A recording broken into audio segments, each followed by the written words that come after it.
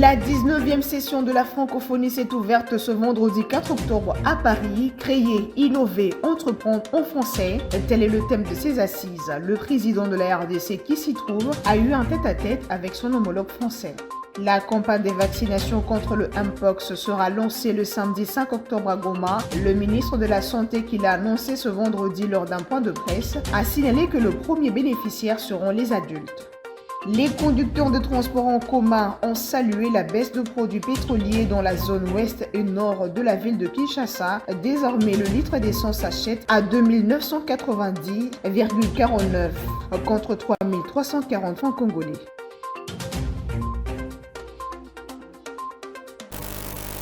Madame, Monsieur, bonsoir. Ouverture ce 4 octobre de la 19e session de la francophonie à Paris, en France. 88 chefs d'État et des gouvernements prennent part à ces assises. Créer, innover, entreprendre en français, tel est le thème de cette 19e session. On en parle avec Affaire Vita. Fondée en 1970, l'Organisation internationale de la francophonie rassemble 88 États et gouvernements qui prennent part à cette nouvelle session. Tenue à Paris en France, c'est le président français Emmanuel Macron qui a procédé à l'ouverture de ces assises.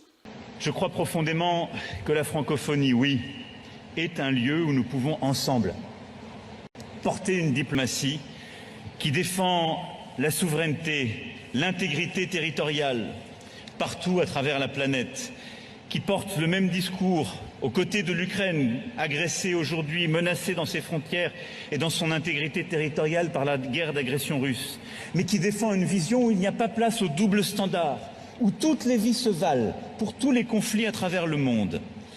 Et nous tous croyons à la liberté des peuples à disposer d'eux-mêmes, sommes convaincus qu'il ne pourra y avoir de paix au Proche-Orient sans solution à deux États. Nous tous, nous tenons aux côtés de nos frères arméniens pour le respect de leur souveraineté, de leur intégrité territoriale. Nous tous, nous tenons aux côtés du peuple ami libanais, aujourd'hui bousculé dans sa souveraineté et sa paix. Nous tous, nous tenons aux côtés aussi de la souveraineté de tous les peuples et de tous les États du Pacifique, qui doit être une région apaisée et où nulle puissance ne saurait remettre en cause cette paix par des provocations territoriales ou quelques reprises d'essais que ce soit. Nous portons en nous ces valeurs humanistes qui nous appellent aux côtés de tous nos frères dans l'espace francophone et ailleurs, aux besoins d'assistance, et demandons instamment à ce que l'espace humanitaire et la population civile soient protégés partout.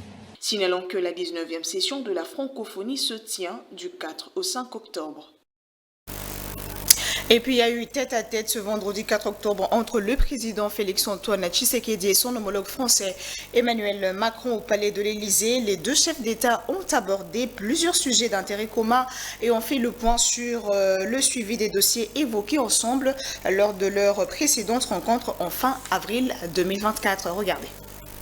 La rencontre de plus d'une heure entre les deux chefs d'État a abordé des sujets d'intérêt commun de deux pays, notamment le renforcement de la coopération bilatérale et la question sécuritaire dans les provinces de l'Est de la République démocratique du Congo, marquées par une dégradation de la situation humanitaire à la suite de l'agression rwandaise. À ce dernier sujet, les deux chefs d'État s'étaient engagés fin avril dernier de travailler pour une solution durable et rétablir la paix dans cette partie de la RDC. Au cours de la conférence de presse qui avait sanctionné la visite d'État du président Tshisekedi en fin avril de cette année, Emmanuel Macron avait déclaré rappeler au président de la République du Rwanda de cesser tout soutien au M23 et de respecter l'intégrité territoriale de la RDC. Pour sa part, le président Tshisekedi avait posé comme préalable à toute éventuelle rencontre avec les autorités rwandaises le retrait des troupes du RDF du territoire congolais. Rappelons que le président Tshisekedi est arrivé à Paris dans la soirée du jeudi 3 octobre 2023 au terme de sa visite d'État de 3 jours en Hongrie.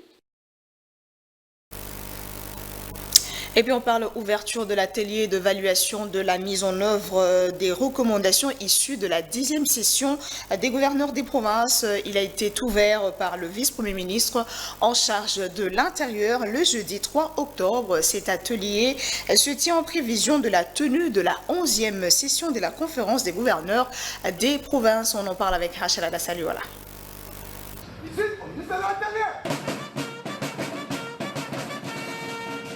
En prélude de la 11e session de la conférence des gouverneurs, le vice-premier ministre de l'Intérieur oriente les experts sur les travaux préparatifs. Comme vous le savez, nos conférences de province revêtent un caractère important, capital pour le chef de l'État et son gouvernement national, car elle permet d'évaluer, en collaboration avec les chefs des exécutifs provinciaux, l'efficacité de nos stratégies visant à instaurer une coopération harmonieuse entre l'exécutif national et les provinces. Il s'y est de rappeler que la création de ce cadre a pour rôle de garantir une compréhension politique publique d'ensemble, tant au niveau national que provincial, en tenant compte des réalités spécifiques de chacune des provinces. En santé, la campagne de vaccination contre le Mpox sera lancée le samedi 5 octobre à Goma. L'annonce a été faite ce vendredi 4 octobre par le ministre de la Santé lors d'un point de presse. Malgré la létalité des enfants élevée de plus de 70%, le premier bénéficiaire du dit vaccin seront donc les adultes. Suivez. On est à entre 30 et 31 000 cas aujourd'hui, avec à peu près 988 décès. Ceci depuis le début de l'année 2024. On a des cas qu'on a notifiés quasiment dans toutes les provinces, en sachant qu'il y a des provinces qui sont plus touchées les unes par rapport aux autres. Je vous rappelle donc les chiffres. Nous avons reçu 265 000 doses de vaccins de Bavaria Nordique. Et ces vaccins-là sont pour l'instant les seuls que nous avons reçus. Mais c'est déjà assez pour commencer dans les zones les plus touchées à protéger la population. Alors, quand nous avons reçu les vaccins, immédiatement nous avons mis en place la préparation au plus près de l'exécution, ce qu'on appelle donc la micro-planification, jusqu'à ce que la personne soit vaccinée. Et cette micro-planification est maintenant terminée et c'est pour cela que nous lançons à partir de demain, le 5 octobre, la campagne de vaccination. Bien sûr, nous allons lancer en tenant compte de doses dont nous disposons et en tenant compte de la stratégie que nous avons prise, c'est-à-dire de toucher d'abord les zones les plus impactées par les virus. Elle va être lancée à partir de Goma parce que les vaccins sont gardés, comme vous le savez, dans des frigos à moins 20 degrés et ensuite ils sont amenés au lieu d'utilisation où on sait que dès qu'on ouvre nos frigos, eh ben, il faudra qu'ils tournent autour de moins 2 degrés. Ce qui fait que de Goma, demain, quand on lance, on amène immédiatement les doses dans le Sud Kivu parce que le Sud Kivu est la province la plus touchée. Et donc, on va essayer de vacciner d'abord effectivement les adultes parce que le vaccin que nous avons reçu est déjà homologué pour les adultes. Et bien sûr, il y a des recherches qui nous font penser qu'on peut l'utiliser aussi chez les enfants de moins de 17 ans. Mais pour l'instant, étant donné le nombre de doses que nous avons, nous allons commencer par les adultes. Et puis échange entre la délégation des médecins chinois et le commandant du corps de santé militaire au centre de leur rencontre. Les questions liées aux échanges d'expériences, au renforcement des capacités des prestataires médicaux et à la possibilité d'envoyer des médecins chinois volontaires pour appuyer les hôpitaux militaires de forces armées de la République démocratique du Congo. Le reportage est de Idema Loba.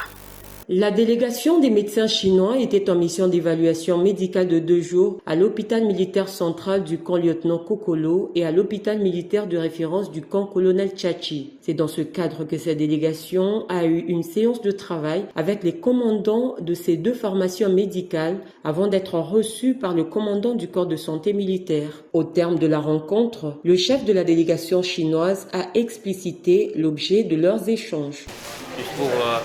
Échanger la vie, on va voir comment on peut élargir notre coopération, juste pour avoir une idée de préparer des projets de coopération dans le domaine de médecine militaire.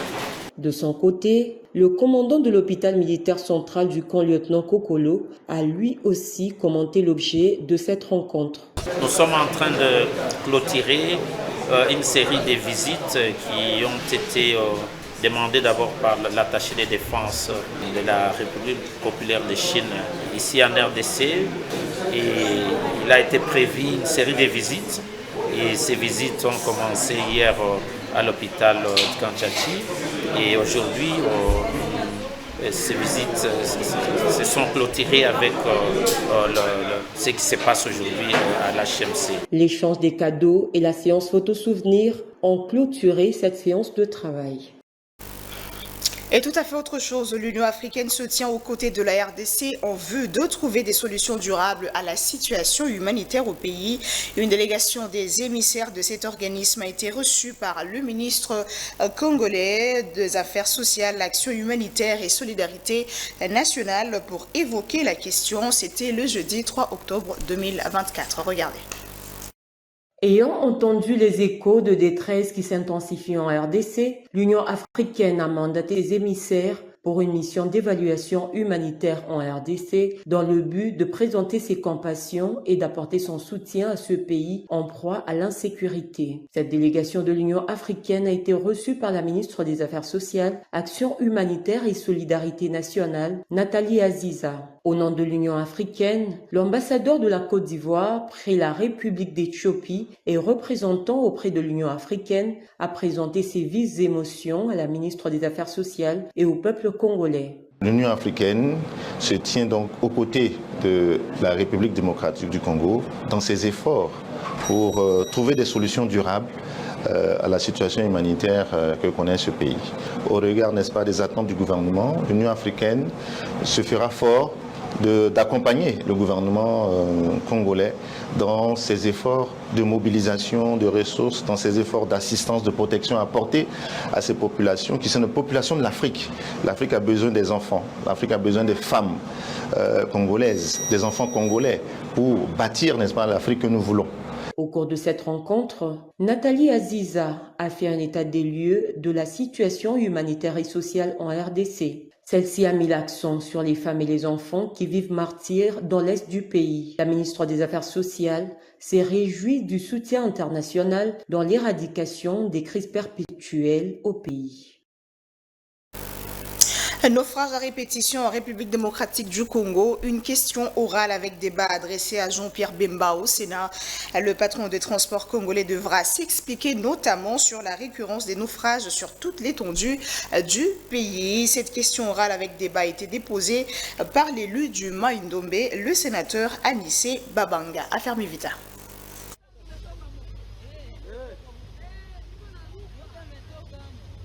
L'initiative parlementaire est du sénateur Anissé Babanga qui juge anormal que des pertes en vies humaines et d'importants dégâts matériels puissent enregistrer presque chaque mois sans disposition pour arrêter l'hémorragie. Jean-Pierre Bemba Gombo, vice-premier ministre, ministre des Transports et Voies de Communication, est donc attendu au perchoir de la Chambre haute du Parlement. Il devra s'expliquer sur la récurrence des naufrages sur toute l'étendue de la République, principalement au Nord Kivu et dans les provinces de l'ouest de la République, notamment l'Équateur, le Mai-Ndombe et le Kwango. L'élu de Mai-Ndombe veut obtenir des explications sur la politique gouvernementale à ce propos. Il y a une récurrence des cas d'accidents à travers tout le pays. Que ça soit sur la route ou sur la voie fluviale, nous voulons savoir pourquoi tous ces accidents. Est-ce que le gouvernement central ou le ministre ayant la charge des transports et voies de communication est en train de prévoir pour mettre fin à ces accidents qui ne font qu'endeuiller la population congolaise, a déclaré le sénateur Anissé Babanga. L'autre intérêt de sa démarche est les explications sur la destination de 8 millions de dollars destinés aux travaux de réhabilitation de l'aéroport de Lodja ainsi que la situation de l'aéroport de Ndolo à Kinshasa. Signalons que la question orale avec débat a été déposée au bureau du Sénat dans l'après-midi du jeudi 3 octobre après un grave accident sur les lacs Kivu à Goma ayant fait de dizaines de morts. Et puis naufrage sur le lac Kivu le jeudi 3 octobre. Le commissaire divisionnaire Ekouka Lipopo, vice-gouverneur du Nord Kivu, dresse un bilan provisoire de 23 décès, 50 survivants et plusieurs marchandises et produits vivriers détruits. Il a fait savoir que ces survivants sont pris en charge dans différentes structures sanitaires de la ville de Goma. Et suivez ces propos recueillis pour vous par Rachel Saluala.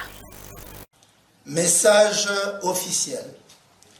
Le gouvernement provincial du Nord Kivu a la profonde douleur d'informer l'opinion nationale et internationale que l'avant-midi de ce jeudi 3 octobre 2024 vers 11 h, au large de la ville de Goma, commune de Goma, au quartier Kieshero, il y a eu naufrage du bateau MV Merdi en provenance de Minova, territoire de Calais, province du Sud Kivu, à plus ou moins 700 mètres du quai du port de Kituku. Les causes de l'accident restent encore à déterminer par une équipe d'enquête ad hoc pour établir les responsabilités des uns et des autres.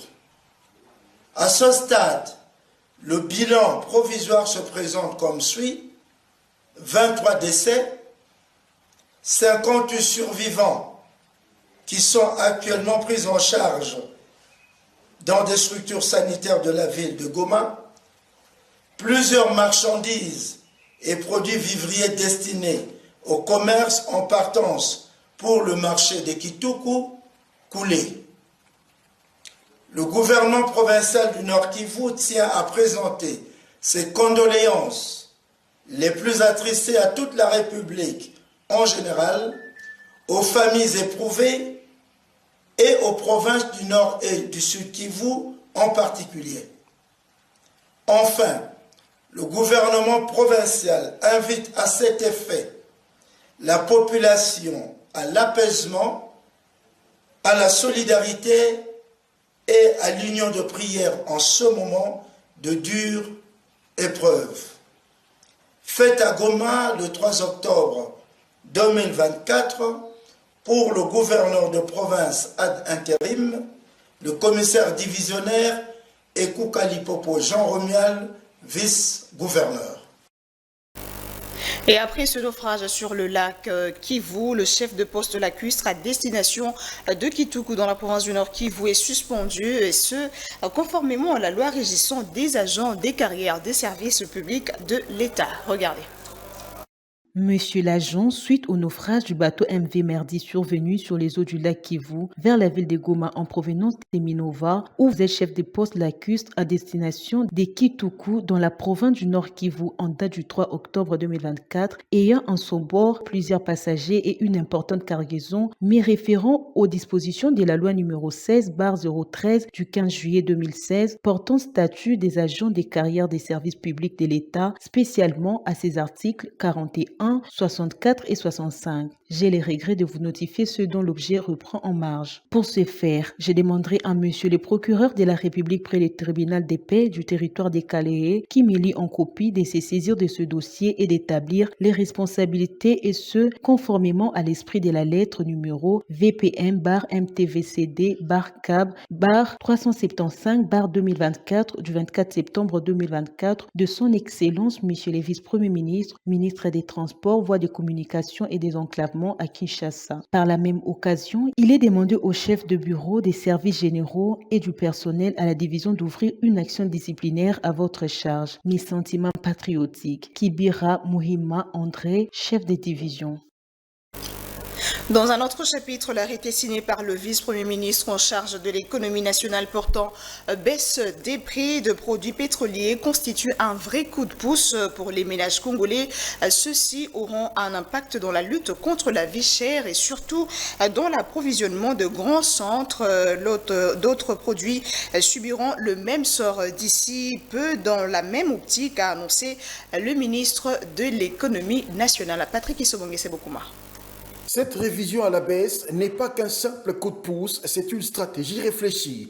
Le gouvernement chinois démontre une volonté claire de préserver l'équilibre du système d'approvisionnement du pays tout en allégeant le fardeau budgétaire des subventions pétrolières qui pèsent lourdement sur le trésor public. Les recommandations du comité de suivi des prix des produits pétroliers ont également été prises en compte, témoignant d'une démarche concertée et responsable. Cette initiative s'inscrit dans le cadre des réformes plus larges dans le secteur de la distribution des produits pétroliers. pétrolier. Le gouvernement ne s'arrête pas là. Un vent nouveau souffle sur l'économie nationale. Le ministère des tutelles annonce déjà une baisse imminente des prix de 8 biens de grande consommation. Cette mesure fait suite au décret récemment signé par la première ministre visant à instaurer des mesures urgentes pour lutter contre la vie chère. Les Congolais pourront désormais envisager un avenir où les prix ne seront plus un obstacle à leur pouvoir d'achat. Pour aller plus loin dans cette lutte, le gouvernement dirigé par Judith Suminwa Tuluka a décidé de supprimer une série de taxes internes qui étouffaient les importateurs. Cette décision audacieuse vise à inciter les commerçants à réduire leurs prix, redonnant ainsi du pouvoir d'achat aux Congolais. En effet, la baisse des prix des produits pétroliers entraîne inévitablement celle de biens et services qui en dépendent. Les retombées économiques de ces décisions seront bientôt palpables. Les citoyens pourront ressentir les effets positifs des mesures de soutien mises en place. Dans le cadre de son programme d'action gouvernementale 24-28, le gouvernement souminois met un point d'honneur à protéger et renforcer le pouvoir d'achat des ménages congolais. La baisse des prix des produits pétroliers s'inscrit directement dans cette stratégie ambitieuse. Face aux chocs exogènes multiformes tels que les fluctuations des prix d'importation et les variations du taux de change, le gouvernement a la responsabilité de garantir à chaque citoyen un niveau de vie stable et digne. En agissant rapidement pour réduire le coût de carburant, le gouvernement s'efforce de minimiser l'impact de ces aléas sur le quotidien des Congolais tout en favorisant une économie plus résiliente et équitable. Cette démarche vise à assurer que chaque Congolais puisse accéder à des conditions de vie décentes indépendamment des turbulences économiques. Et baisse de produits pétroliers dans la zone ouest et nord de la ville-province de Kinshasa. Le litre d'essence voit son prix passer de 3 340 à 2 299,49% francs congolais plutôt, et celui du gasoil de 3 435 à 2 999,73 francs congolais, soit une réduction exceptionnelle de 13%, une mesure que saluent les conducteurs des transports en commun. Ces derniers disent attendre la nouvelle tarification du prix de transport en commun. Regardez. Pour ce conducteur de taxi, une nouvelle tarification fixant le prix exact de transport en commun devra être publiée avant que le prix ne soit revu. Bon, côté à prix à transport, éviter n'anyamati prix à transport. Les autorités habilitées doivent publier une tarification fixant le prix de transport et nous allons nous y aligner. En réalité, il n'y a jamais eu de tarification officielle, raison pour laquelle chaque conducteur s'hasarde à fixer le prix comme bon lui semble. Le problème, il y a prix à transport, l'État faut abîmer ça officiellement, prix à tarification et prix à transport. À lui de poursuivre que plusieurs autres aspects doivent être pris en compte de sorte à concourir à la baisse de prix de transport. Prix est mataté. Le prix a toujours été le même, mais si par moment vous assistez à une hausse, cela est souvent dû à plusieurs réalités. Il s'agit notamment des embouteillages monstres que nous rencontrons au quotidien sur plusieurs artères. À cela, faut-il ajouter l'état délabré de nos routes, que les autorités prennent ces aspects en compte. Il sied de signaler que la baisse de prix de produits pétroliers s'inscrit dans le cadre de la série de mesures prises par le ministre de l'Économie nationale pour lutter contre la vie chère. En sport, la 21e édition du championnat d'Afrique de boxe se tiendra à Kinshasa du 14 au 27 octobre 2024. L'annonce a été faite par le ministre des Sports et Loisirs Didier Boudimbo. C'était au cours d'une conférence de presse tenue le jeudi 3 octobre. On en parle avec Hans Mougalo. Cette conférence de presse a commencé en observant une minute de silence en mémoire de l'ancien basketteur congolais Jean-Jacques Mutombo Dikembe, décédé dernièrement. Kinshasa, capitale de la République démocratique du Congo, vibrera au rythme de la 21e édition du championnat d'Afrique de boxe du 14 au 27 octobre 2024 au gymnase du stade de Martyr. Le patron du sport congolais, Didier Boudimbo, confirme l'organisation de la fête africaine de la boxe. Déjà pour nous, le gouvernement, c'est une fierté de pouvoir recevoir un tel championnat. Et je pense que le général a fait savoir parce qu'on a présenté le projet a été validé à l'époque par le chef de l'État avant que moi je sois le ministre. Et je suis arrivé parmi les instructions qu'on m'a données sur ces pouvoirs d'accompagner ce championnat. Et à ce jour, je peux vous confirmer que du point de vue financier, le gouvernement va faire sa part. Tout est mis en place, nous sommes en train de suivre. Et bientôt, là, je pense que la campagne a déjà commencé. Bientôt, il reste 11 jours. Dans les 3-4 jours, il y aura une campagne de sensibilisation intensive. Et derrière cette campagne, on pourra réellement mettre le Congo sur le projecteur pendant cette période du 14 au 27, si je ne me trompe pas, du 14 au 27, où il y aura ce championnat ici. Donc, par rapport aux moyens, le gouvernement a pris et va prendre ses responsabilités. Par rapport à la volonté, c'est de redorer l'image du sport et que le sport reprenne la place qu'il avait. Le président de la Fédération congolaise de boxe, Ferdinand Ilunga, a donné le détail du déroulement de cet événement. En ce qui concerne la préparation des athlètes, je l'avais dit la fois passée, les athlètes sont là. Ils sont en préparation. La plupart des athlètes de l'OPA, ils sont venus de l'intérieur. Si c'est tout ici à Kinshasa, c'est vrai peut-être qu'ils pouvaient se retrouver à l'étranger par rapport à leur internement, mais je vous dis, ils sont prêts et ils sont déjà internés. Aux amoureux du noble art de venir nombreux soutenir les athlètes congolais. Et pour finir, en dehors de nos frontières, les combats entre l'armée s'intensifient au Soudan. Des nouveaux combats secouent Khartoum, la capitale soudanaise. Ces combats surgissent après que l'armée soudanaise a lancé une opération visant à prendre le contrôle de certaines parties de la ville détenue par les forces paramilitaires de soutien rapide. Suivez. Après 17 mois de guerre, le conflit au Soudan s'intensifie. Des dizaines de soldats soudanais circulaient dans les camionnettes sur les routes endommagées de la ville de Bahri, au nord de Khartoum, et de nombreux autres marchaient dans les rues avec les armes. Les militaires se sont rassemblés dans une zone et des tirs d'armes lourdes ont eu lieu. Un pont a été rouvert après avoir été sous le contrôle des forces de soutien rapide et des véhicules militaires ont été brûlés. En une semaine, l'armée soudanaise a réussi à reprendre le contrôle de 3 ponts stratégiques dans Khartoum. Au moins 78 civils ont été tués de suite au combat depuis le début du mois de septembre, selon le porte-parole du Bureau des droits de l'homme des Nations Unies. Depuis mi-avril, l'armée soudanaise et les forces paramilitaires de soutien rapide sont engagées dans un conflit violent. La recrudescence des combats aggrave la crise humanitaire déjà marquée par la famine et déplacement de 10 millions de personnes, soit 1/5 de la population soudanaise. On va prendre le rappel de grands titres tout de suite. La 19e session de la francophonie s'est ouverte ce vendredi 4 octobre à Paris. Créer, innover, entreprendre en français, tel est le thème de ces assises. Le président de la RDC qui s'y trouve a eu un tête-à-tête avec son homologue français. La campagne des vaccinations contre le Mpox sera lancée le samedi 5 octobre à Goma. Le ministre de la Santé, qui l'a annoncé ce vendredi lors d'un point de presse, a signalé que le premier bénéficiaire seront les adultes. Les conducteurs de transport en commun ont salué la baisse de produits pétroliers dans la zone ouest et nord de la ville de Kinshasa. Désormais, le litre d'essence s'achète à 2 990,49 contre 3 340 francs congolais.